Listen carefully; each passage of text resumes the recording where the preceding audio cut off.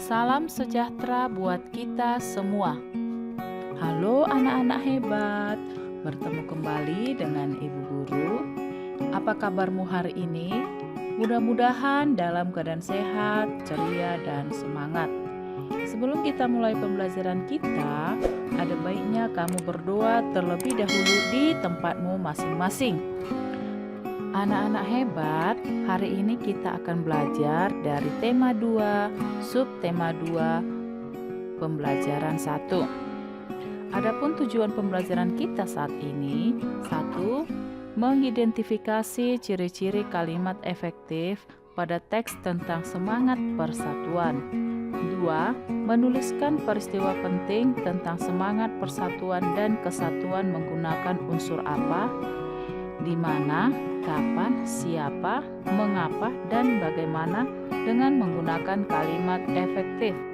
3. Menyebutkan makna upaya mempertahankan kemerdekaan melalui peta pikiran. 4. Mengidentifikasi ciri-ciri hewan berdasarkan habitatnya. Ayo kita mulai pembelajaran kita. Setelah proklamasi kemerdekaan Indonesia 17 Agustus 1945, seharusnya bangsa Indonesia telah merdeka dan terbebas dari segala bentuk penindasan serta penjajahan. Namun, kenyataannya tidak demikian. Bangsa Indonesia masih perlu berjuang mempertahankan kemerdekaan Indonesia. Mengapa? Bacalah teks berikut dalam hati. Perjuangan mempertahankan kemerdekaan Indonesia. Setelah proklamasi kemerdekaan Indonesia 17 Agustus 1945, bangsa Indonesia ternyata masih terus berjuang mempertahankan kemerdekaan Indonesia dari gangguan bangsa asing yang datang seperti dari pemerintahan Belanda. Pasukan Belanda kembali datang ke tanah air. Datangan ini disambut dengan berbagai bentuk perlawanan oleh bangsa Indonesia. Sehingga sejak tahun 1945 sampai 1950 telah terjadi berbagai macam pertempuran di berbagai daerah antara pihak Indonesia dengan pihak Belanda yang dibantu oleh pasukan Inggris. Bagaimana perjuangan bangsa Indonesia dalam mempertahankan kemerdekaan Indonesia di berbagai daerah? Bangsa Indonesia masih terus berjuang mempertahankan kemerdekaan dengan berbagai macam pertempuran di berbagai daerah antara pihak Indonesia dengan pihak Belanda yang dibantu oleh pasukan Inggris. Pertempuran Surabaya. Pada tanggal 25 Oktober 1945, tentara sekutu yang dipimpin oleh Brigadir Jenderal Malabi, tanggal 27 sampai 30 Oktober 1945 terjadi kontak senjata antara para pemuda Indonesia dengan pasukan Inggris. Dalam pertempuran ini, pasukan Inggris dapat dipukul mundur. Bahkan, puncak dari pertempuran tersebut adalah terbunuhnya pemimpin pasukan Inggris, Brigadir Jenderal Malabi. Pada tanggal 9 November 1945, Inggris mengeluarkan ultimatum yang berisi semua pimpinan dan orang Indonesia yang bersenjata harus melapor dan meletakkan senjatanya di tempat yang ditentukan dan menyerahkan diri dengan mengangkat tangan. Namun, ultimatum tersebut ditolak oleh pihak Indonesia. Pada tanggal 10 November 1945, terjadi pertempuran yang sangat dahsyat. Pasukan Inggris menggempur Surabaya dari darat, laut, dan udara. Peristiwa 10 November ini diperingati sebagai Hari Pahlawan. Berdasarkan teks tersebut, isilah peta pikiran berikut menggunakan kalimat efektif. Kamu dapat mengembangkan peta pikiran yang telah kamu buat menjadi sebuah tulisan baru dengan menggunakan kata-kata sendiri. Sebelum menulis, perhatikan ciri-ciri kalimat efektif berikut. Kalimat efektif adalah kalimat yang mengandung gagasan pembicara atau penulis yang terdiri atas kata-kata yang mempunyai unsur S, P, O, K. Ciri-ciri kalimat efektif. 1. Memiliki unsur penting atau pokok, minimal unsur subjek dan predikat. 2. Menggunakan struktur bahasa yang tepat. 3. Memenuhi kaedah ejaan yang berlaku. 4. Menggunakan pilihan kata atau diksi yang tepat dan sesuai kebutuhan. Contoh kalimat efektif. 1. Petani menanam padi di sawah. Petani merupakan subjek, menanam merupakan predikat, padi merupakan objek, di sawah merupakan keterangan tempat. 2. Ibu memasak kue di pagi hari. Ibu merupakan subjek, memasak merupakan predikat, kue merupakan objek, di pagi hari merupakan keterangan waktu. Baiklah, kita akan mengisi peta pikiran menggunakan kalimat efektif berdasarkan teks pertempuran Surabaya. 1. Kapan? Kapan sekutu datang di Surabaya?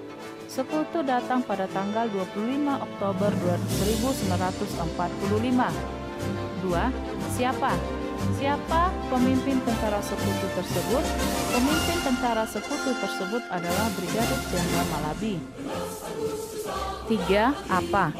Apa peristiwa yang terjadi pada tanggal 27 sampai 30 Oktober 1945?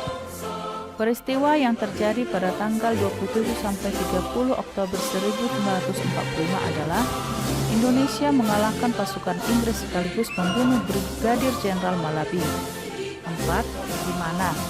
Di mana terjadi pertempuran Surabaya? Pertempuran Surabaya terjadi di kota Surabaya, Jawa Timur. 5. Mengapa? Mengapa pasukan Inggris menggempur Surabaya? Karena Indonesia menolak ultimatum Inggris.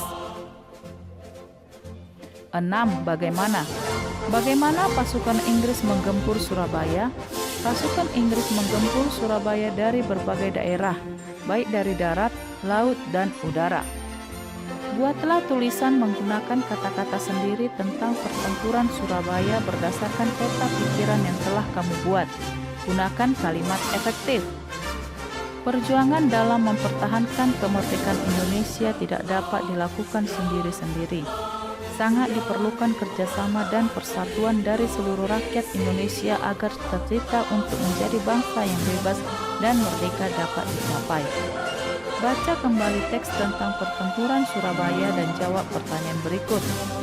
Apa makna yang dapat kamu petik dari upaya mempertahankan kemerdekaan dalam pertempuran Surabaya? Demi mempertahankan NKRI, rakyat harus berani menghadapi ancaman apapun. Selama rakyat masih bersatu, maka kita adalah bangsa yang kuat. Setelah belajar tentang sejarah perjuangan mempertahankan kemerdekaan, sekarang kamu akan mempelajari tentang cara hewan menyesuaikan diri dengan lingkungan tempat tinggalnya. Apakah kamu pernah mengamati ayam, bebek, ikan, dan cicak? Amati gambar berikut. Di sini ada gambar ayam, bebek, ikan, dan cicak. Sekarang, marilah kita tuliskan ciri-ciri hewan tersebut dan ciri-ciri habitatnya. Ayo perhatikan tabel berikut. 1. Ayam. Ciri-ciri hewan: berbulu, memiliki paruh runcing, berkaki 2, bersayap, berkembang biak dengan bertelur atau ovipar.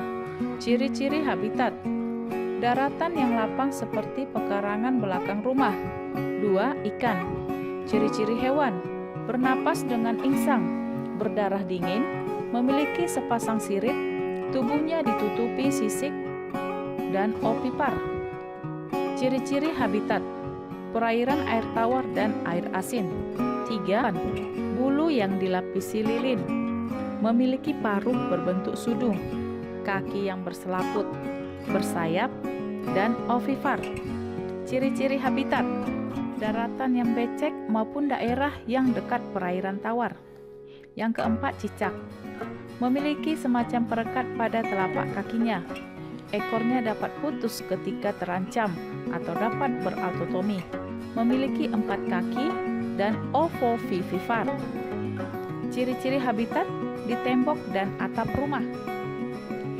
Apakah terdapat hubungan antara ciri-ciri hewan dengan habitatnya? Tuliskan kesimpulanmu.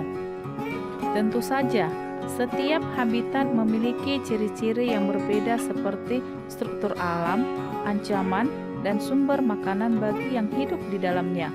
Sehingga ciri hewan harus sesuai dengan kondisi habitat agar hewan mampu mempertahankan kelangsungan hidupnya. Tuhan menciptakan makhluk hidup dengan segala keunikan dan keistimewaannya, tidak terkecuali hewan. Keunikan dan keistimewaan hewan tersebut kita kenal dengan ciri khusus. Ciri khusus pada hewan tersebut mempunyai hubungan yang erat dengan tempat tinggalnya. Misalnya, ikan memiliki insang untuk bernapas di dalam air, cicak memiliki perekat pada kakinya untuk dapat menempel di dinding, dan bebek memiliki selaput pada kakinya agar dapat berenang di air. Pernahkah kamu mengamati bebek berenang di kolam? Mengapa bebek dapat berenang dengan baik?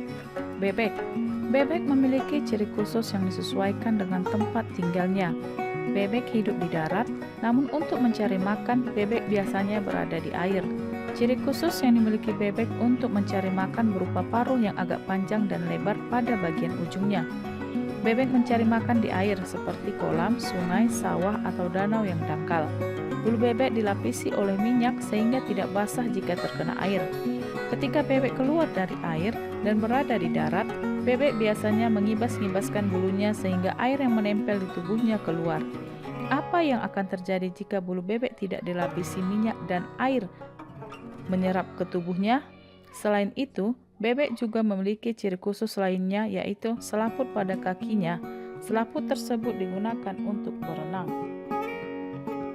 Dari teks tersebut dapat disimpulkan mengapa bebek dapat berenang dengan baik.